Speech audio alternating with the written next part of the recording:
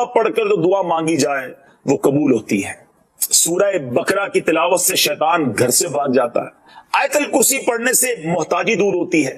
سورہ کہف کو ہمیشہ پڑھنے والا دجال کے فتنوں سے محفوظ رہے گا۔ الدخان پڑھنے سے مشکل دور ہوتی ہے۔ جو قریب المرگ ہو اس پر سورہ جاسیہ کا دم کرنے سے خاتمہ بالخیر ہوتا ہے۔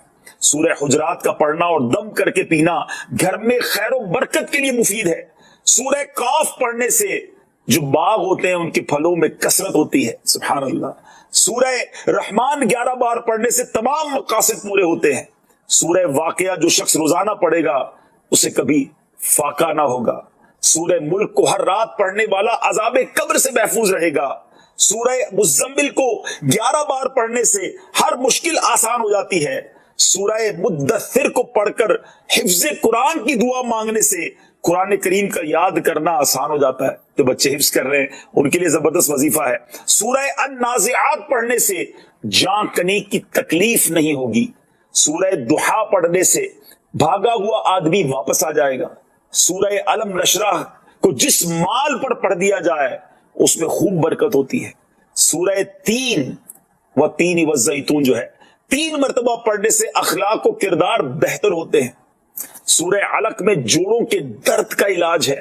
سورہ قدر جو صبح و شام پڑھے اللہ عز و جل اس کی عزت بڑھا دے گا۔ سورہ بینہ برس اور یرکان کا علاج ہے۔ جس آدمی یا جانور کو نظر لگی ہو اس پر سورہ عادیات کا دم مفید ہے۔ سورہ قارعہ پڑھنے سے بلاؤں سے حفاظت رہتی ہے۔ سورہ تکاثر کو 300 بار پڑھنے سے جلد قرض ادا ہو جاتا ہے۔ کئی لوگ کہتے ہیں جناب قرض بہت ہے، چلے قرآن کا وظیفہ لے لیں، الہاکم التکاثر، یہ جو سورت ہے 300 بار پڑھنے سے بہت جلد قرض اتر جاتا ہے۔ سورہ عصر پڑھنے سے غم دور ہو جاتا ہے۔ سورہ ہمزہ اور سورہ فیل دشمن کے شر سے حفاظت کے لیے، اور سورہ قریش جان کی حفاظت کے لیے بڑی مجرب ہے، بڑا کمال کا وظیفہ ہے۔ سورہ ماعون بڑی مشکل کے وقت میں پڑھنا بہت مفید ہے۔ سورہ کوثر کی تلاوت سے بے اولاد صاحب اولاد ہو جاتا ہے۔ کئی بے اولاد بھی وظائف مانگ رہے ہوتے ہیں۔ سورہ کافرون 1/4 قرآن کے برابر ہے۔ سورہ زلزال نصف قرآن کے برابر ہے۔ سورہ اخلاص 1/3 قرآن کے برابر ہے۔ اور سورہ فلق اور سورہ ناس سے جن اور شیطان اور حاسدوں کے شر سے حفاظت رہتی ہے۔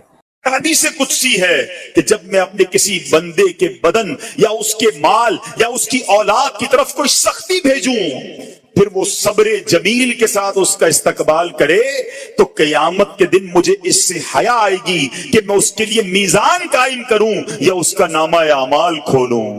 اللہ فرما رہا ہے مجھے حیا آئے گی کہ اپنے بندے سے اب کیا حساب لوں۔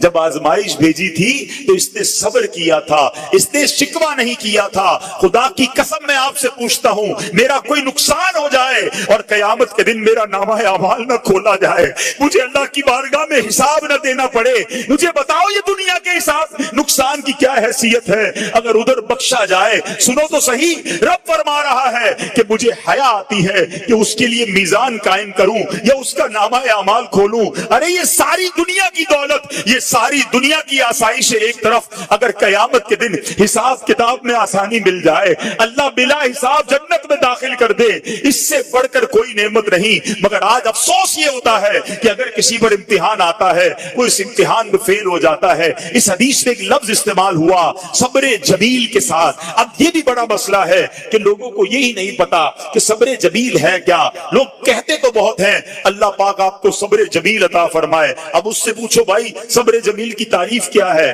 تو پھر تعریف نہیں پتا ہوتی۔ یہ کسی جمیل بھائی کا صبر نہیں ہے کہ جس کو صبر جمیل کہا جاتا ہے۔ صبر جمیل کی تعریف سمجھو۔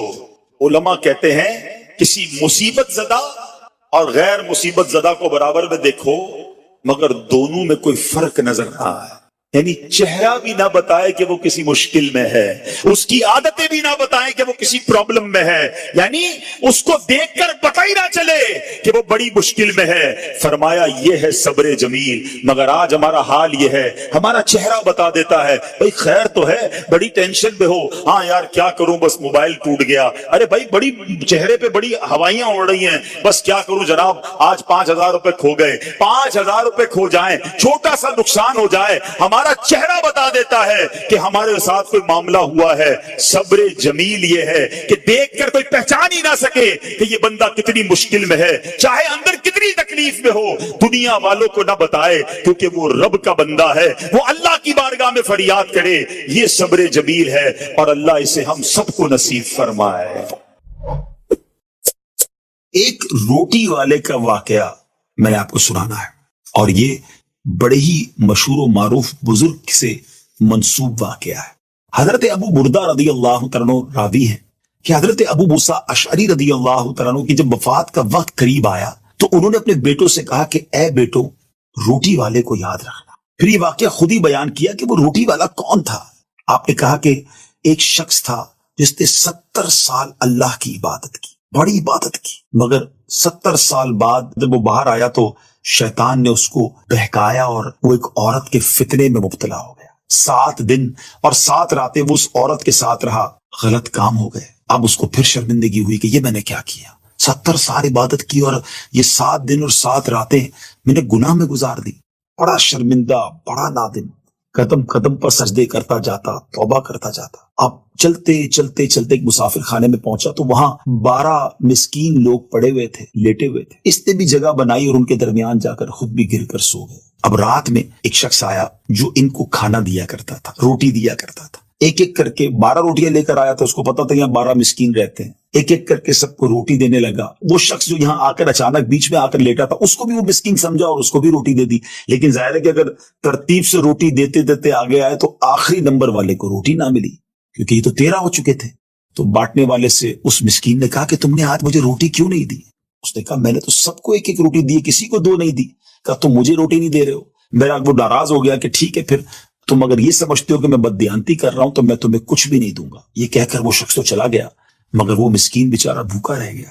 اب وہ شخص جس نے ابھی توبہ کی تھی, پہلے 70 سال کی عبادت بھی کی ہوئی تھی, اس کو خیال آیا کہ میری وجہ سے اس مسکین کو روٹی نہیں ملی ہے. بھوک اسے بھی بڑی تھی مگر اس نے وہ روٹی اسے دے دی.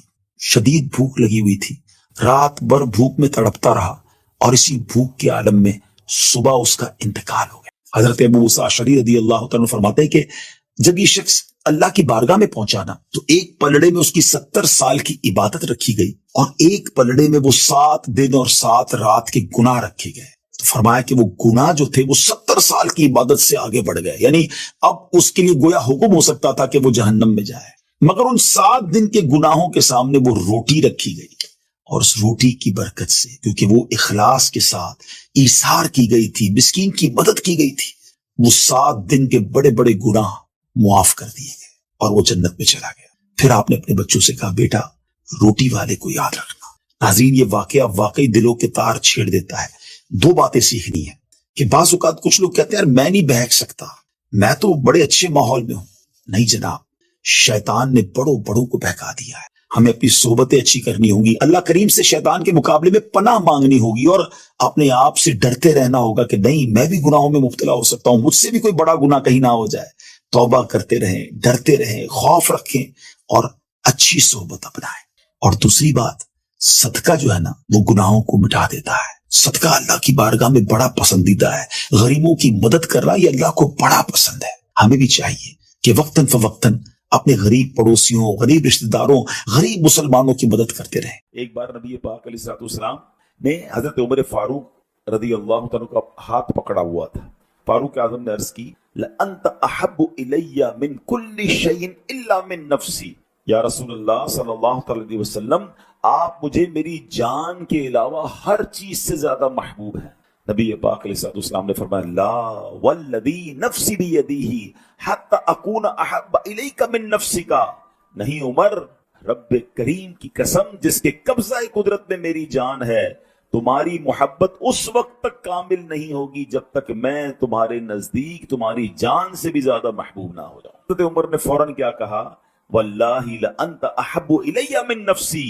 یا رسول اللہ صلی اللہ علیہ وسلم, اللہ کی قسم آپ مجھے میری جان سے بھی زیادہ محبوب ہے. اسی سن کر نبی پاک علیہ الصلوۃ والسلام نے پھر فرمایا الآن یا عمر, یعنی اے عمر تمہاری محبت کامل ہو گئی ہے, اب ایمان کمپلیٹ ہوا. اچھا, اب جب یہ سنتے نا جمعے کے خطبے میں الا لا ایمان لمن لا محبت لا, کسی کی دل میں اگر محبت نہیں ہے تو وہ کامل مومن نہیں تو محبت تو ہر مسلمان کو ہے. نہیں، محبت کرنی کتنی ہے یہ سمجھنا ضروری ہے. محبت کے بغیر تو میں کلمہ ہی میرا کمپلیٹ نہیں ہوگا. لیکن the level of محبت، level of affection required کیا ہے کہ خود نبی پاک علیہ السلام فرماتے ہیں تم میں سے کوئی اس وقت تک کامل مومن نہیں ہو سکتا جب تک میں اس کے نزدیک اس کے والد، اس کی اولاد اور تمام لوگوں سے زیادہ محبوب نہ ہو. اب یہ میں نے اور آپ نے چیک کرنا ہے کہ کیا واقعی ایسی محبت ہے ہمیں رسول پاک علیہ السلام سے. ہم دعوتوں کو بہت اچھا نعرہ بھی لگاتے ہیں، غلامی رسول میں موت بھی قبول ہے، نہ ہو جو عشق مصطفیٰ تو زندگی فضول ہے. مگر یہ نعرے کی حد تک تو ہے، مگر کیا عمل بھی ایسا ہے کہ ہم زندگی ایسے گزارے کہ میرے نبی ناراض نہ ہو جائیں، ان کی سنتوں پر عمل ہو، انہوں نے جن چیزوں سے منع کیا میں اس سے بچوں. پھر محبت ہے نا، نظر تو آئے نا. محبت صرف نعرے کی حد تک تو نہیں ہوتی. نبی پاک علیہ السلام بھی اپنے رب سے بے انتہا محبت فرماتے. یہ سیکھنے کے لیے بھی ہے کہ ہمیں اللہ سے بھی بے حد پیار کرنا ہے، اللہ کے حبیب سے بھی بہت محبت کرنی ہے. ذرا سنیے گا یہ دو طرفہ محبت کیسی ہے. معراج کے واقعے کو ذرا ذہن میں لائیے. حسین رات ہے، رب کریم نے اپنے محبوب علیہ السلام کے لیے آسمانوں کو سجایا، زمین و آسمان میں اہتمام ہوتا رہا. انبیاء کرام استقبال کے لیے مسجد اقصی میں جمع ہو رہے ہیں، آسمانوں میں دھوم مچی ہے. پیارے آقا علیہ السلام عاجزی اور انکساری کے پیکر بن کر اللہ رب العالمین کی محبت سے سرشار ہو کر نہایت ادب کے ساتھ اللہ کی بارگاہ میں حاضر ہوتے ہیں. جب اس خاص مقام پر پہنچتے ہیں تو اللہ نے فرمایا اے محبوب انا و انتا، ایک میں ہوں ایک آپ ہیں، وما سوا کا خلقت لاجلک، آپ کے علاوہ کائنات میں جو کچھ ہے وہ سب میں نے آپ کے لیے پیدا کیا ہے. وجہ تخلیق کائنات ہم کہتے ہیں نا، reason of the all creation, یعنی اللہ فرماتا ہے کہ محبوب کہ ایک میں ہوں ایک آپ ہیں، اور آپ کے علاوہ جو کچھ کائنات میں ہے وہ سب میں نے آپ کے لیے پیدا فرمایا ہے. سیدی مولانا حسن رضا خان صاحب لکھتے ہیں نا، کونین بنائے گئے سرکار کی خاطر، کونین بنائے گئے سرکار کی خاطر، کونین کی خاطر تمہیں سرکار بنایا. تو سبحان اللہ. تو اب کیا ہوا، اللہ پاک کی اپنے محبوب سے یہ بے مثال محبت ہے. مگر نبی پاک علیہ السلام نے محبت الہی میں کیا عرض کیا؟ وہ عرض کرتے ہیں اللہم انت وما انا، اے اللہ پاک تو ہی تو ہے، اے اللہ پاک تو ہی تو ہے، میں نہیں ہوں. وما سوا ذالک ترکت لاجلک، اور اس کے علاوہ جو کچھ ہے میں نے تیری رضا کے لیے چھوڑ دیا ہے. رب فرما رہا ہے محبوب تیرے سوا کائنات میں جو کچھ میں نے تیرے لیے بنایا.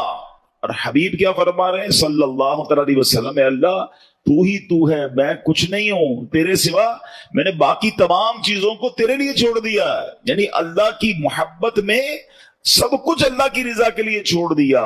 یہ سچ بات ہے. اللہ پاک خالق ہے، سرکار دو عالم علیہ السلام مخلوق ہیں. اللہ پاک معبود ہے، سرکار دو عالم علیہ السلام عابد ہیں. اللہ پاک مسجود ہے، نبی پاک ساجد ہیں. مگر محبتوں کے نرالے انداز دیکھیے. رب فرماتا ہے محبوب سب کچھ تمہارے لیے ہے، اور سرکار علیہ السلام عرض کرتے ہیں مالک سب کچھ تیری رضا پر قربان ہے. تو یہ باتیں ہمیں سیکھنی ہیں کہ اللہ سے محبت ایسے کرو کہ اللہ کے سوا اب کسی اور کی چیز کی طرف توجہ نہ ہو. رب کی رضا کے لیے باقی سب قربان ہے. یہاں ان لوگوں کے لیے بھی سیکھنے کے لیے مدنی پھول ہے جو دوسروں کو راضی کرنے کے لیے ہیں، مخلوق کو راضی کرنے کے لیے خالق کو ناراض کر دیتے ہیں. نبی پاک نے کیا فرمایا؟ اللہ سب تیری رضا پر قربان ہے.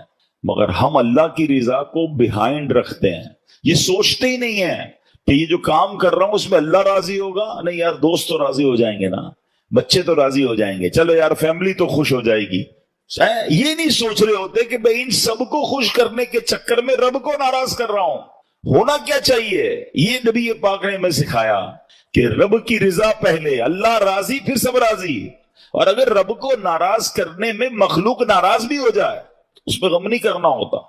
ایک بات ہمیشہ زندگی کا فارمولا بنا لیں، آپ سب کو راضی نہیں کر سکتے، ساری دنیا کو راضی آپ نہیں کر سکتے. کچھ لوگ بیچارے اسی میں مرے رہتے ہیں، یار لوگ راضی ہو جائیں، بندے راضی ہو جائیں، میرا نام خراب نہ ہو جائے، میرے خلاف کوئی بات نہ کرے.